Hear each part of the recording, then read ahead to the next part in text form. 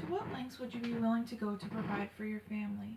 What effect would it have on you if someone separated you from your child or from your parents? How do you feel about our nation being considered a melting pot? These questions may seem unrelated, but they're not. Since the foundation of our country, we have been a nation of immigrants, and there are certainly varying opinions on what that means and how that should play out in modern society. My family immigrated to the U.S. back in the 1700s. However, I am also part of a first-generation immigrant story.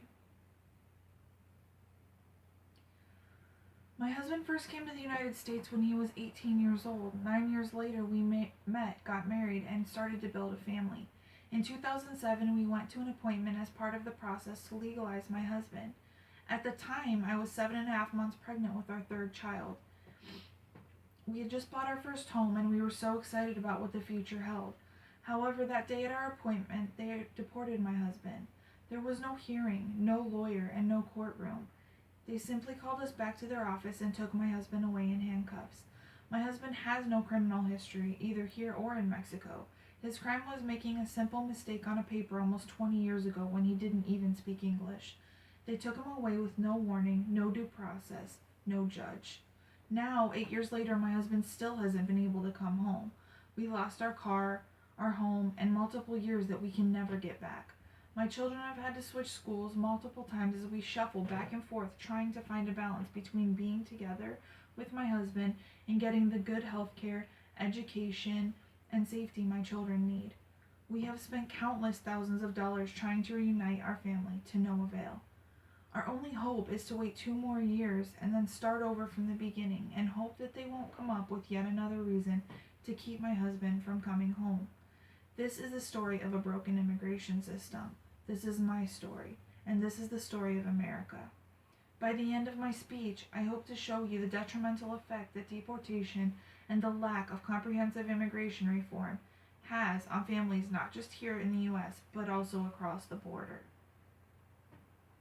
Immigration is not a new concept. Since the day the United States was discovered by explorers, people from various countries with differing languages, religious beliefs, and cultures have immigrated to the United States. Their reasons for doing so have also varied from religious freedom to escaping violence to simply a dream for a better life. America is considered by many to be a melting pot, and most people take pride in that statement. However, the laws and policies to facilitate this process are antiquated and impractical. Anyone who has ever tried to get a visa to travel to the United States will tell you the process is arduous, expensive, and filled with hoops that are nearly impossible to jump through. And the people who are already here?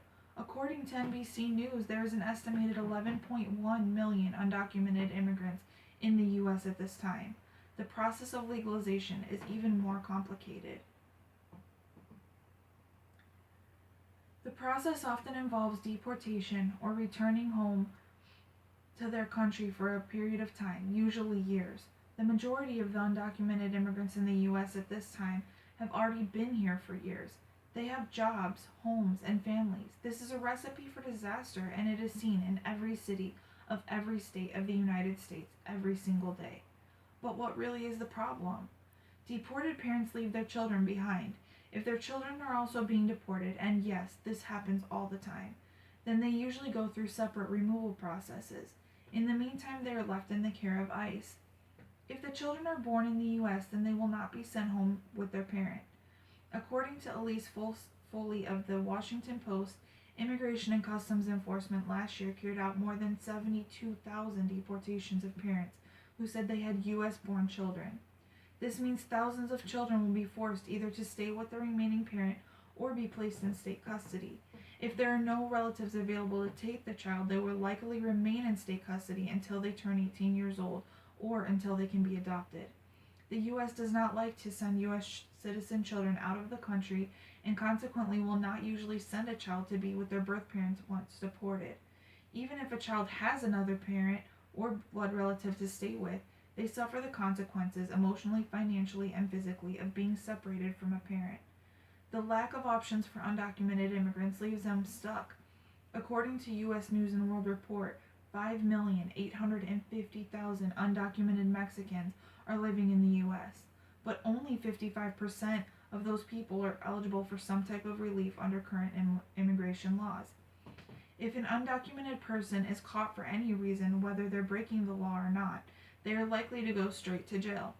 The time for them to get out of jail varies greatly depending on whether there was a crime committed as well as any prior convictions. At that point, they are usually deported. Whether a person ends up out of the country due to a deportation or as a step in their legalization process, the result is the same. Once out of the country, it can take years to be allowed back in. When this happens, their spouse, children, and any other dependents are suddenly and effectively left without support. Most of the immigration reforms that have been discussed in recent years leave out anyone who is already in process.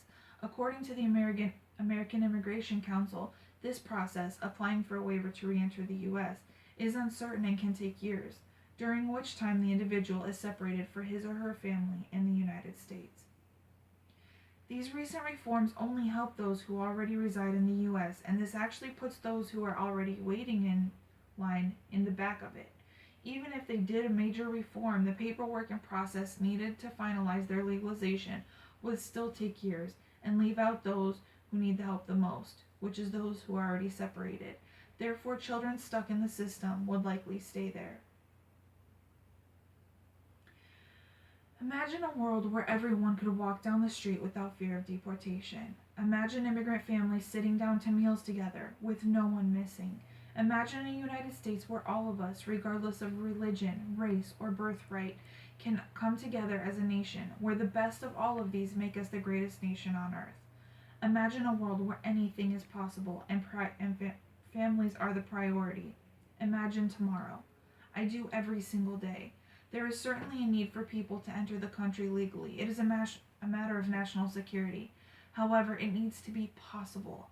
We shouldn't send people away from their families and create orphans over a piece of paper. I am an American citizen. I grew up believing I could marry whoever I chose.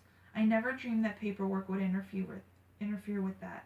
I love my husband, and he deserves to be home with his family. We don't need easy. We just need possible. As Robert F. Kennedy said, each time a person stands for an ideal, or acts to improve the lot of others, or strikes out against any injustice, they send a tiny ripple of hope. And crossing each other from a million different centers of energy and daring, those ripples build a current which can sweep down the mightiest walls of oppression and resistance. Please contact our Congressman Henry Cuellar to let him know that you support comprehensive immigration reform. The Laredo office phone number is 956-725-0639.